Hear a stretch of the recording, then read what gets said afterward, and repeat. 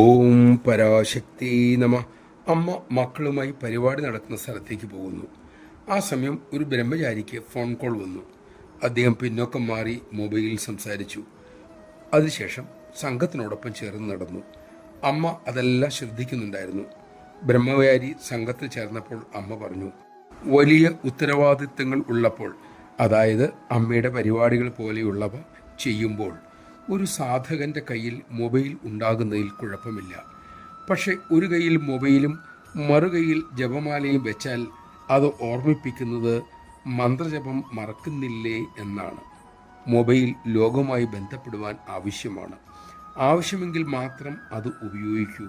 പക്ഷെ ഒരിക്കലും ഈശ്വരനായിട്ടുള്ള കണക്ഷൻ നഷ്ടപ്പെടുത്തരുത്. അതാണ് മക്കളെ ജീവശക്തി, ഈശ്വരസ്മരണ. അതൊരിക്കലും കൈവിടരുത്. നമഃശിവായ.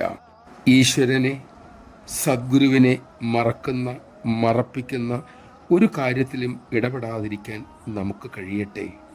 അതിനുള്ള വിവേകം നൽകാനായി അമ്മയോട് തന്നെ നമുക്ക് പ്രാർത്ഥിക്കാം.